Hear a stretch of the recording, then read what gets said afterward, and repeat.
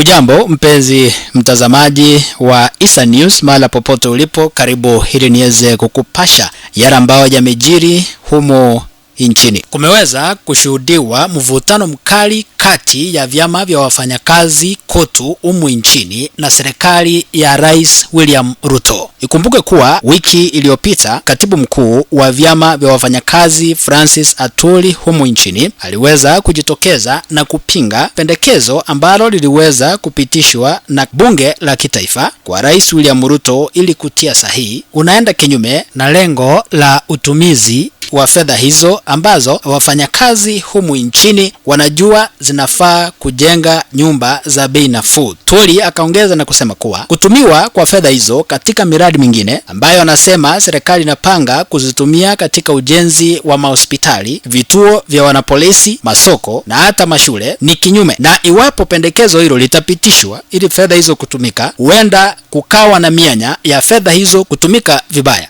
Akamuuliza Rais William Ruto aweze kujitokeza na kusimamisha mpango huo wa serikali. Baadaye serikali ikiingilia kati na kusema kuwa Francis Atwoli anawapotosha wa Kenya. Serikali kupitia kwa katibu mkuu wa mipango ya nyumba, yani Housing Principal Secretary, ambaye anajulikana kama vile Charles Hinga, aliweza kupinga madai ya Francis Atwoli kwa kusema kuwa hawakuhusishwa katika kupitishwa kwa kanuni hizo ama pendekezo hilo la pesa hizo kutumika katika miradi mingine. Jinsi ripoti imeweza kuchapishwa katika mtandao wa Kenyans.co.ke, Charles Hinga anasema hivi: It came as a surprise to us, the statement by KOTU, because KOTU was one of the very few organizations that had the privilege of drafting the act. They are actually represented in person. Hayo ni matamshi yake Charles Hinga akisema kuwa KOTU iliweza kuhusishwa vilivyo katika kupitishwa kwa pendekezo hilo. Sasa KOTU imeweza kujitokeza tena na kupinga madai ya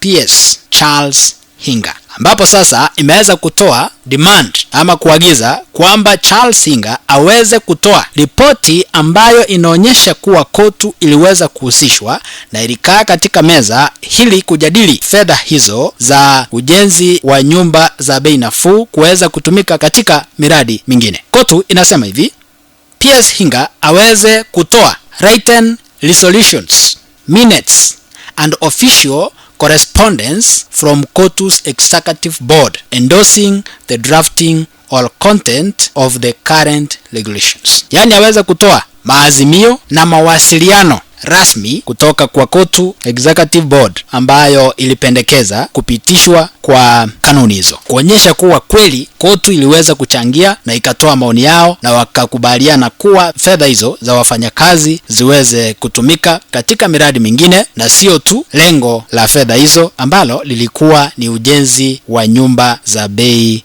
nafuu. Sasa hali inazidi kuwa ngumu kati ya KOTU na serikali. Tutasubiri tuweze kuona kutakuwa namna gani, maana sasa kumekuwa ni vuta ni kuvute. Serikali inasema waliweza kujadili, KOTU sasa imeweza kusema sisi hatukujadili, na kama tulijadili basi toeni makubaliano kwamba kweli tuliweza kukubali na tuliweza kuwa katika meza ya kujadili mapendekezo hayo na tukayapitisha. Kufikia hapo mpenzi mtazamaji, ndipo natia kikomo kwa sasa. Nitarejea tena baadaye kukupasha mengi zaidi jinsi yanavyozidi kutufikia kwenye meza yetu ya habari. Ni kushukuru mtazamaji wangu mahali popote ulipo kwa kuchukua muda wako kutazama na pia kusubscribe kwenye channel, na iwapo bado hujasubscribe na kuomba tu uweze kuponyeza kidude ambacho kiko hapo chini kimeandikwa subscribe, na pia usisahau kengele ambacho kiko kando yake, ili punde tu tunapoweka kanda mpya kwenye mtandao huu utaweza kufahamishwa ama kupata alert kwamba Issa News wameweza kuweka kanda mpya ambayo inafaa kutazama na unaweza kuitazama. Pia unaweza tusupport kwa kushare kanda zetu kwenye mitandao mbalimbali ya kijamii kama vile Facebook na WhatsApp ili tuzidi kujuza na kufahamisha wengine wengi pale nje. Pia unaweza ukatupe thumbs up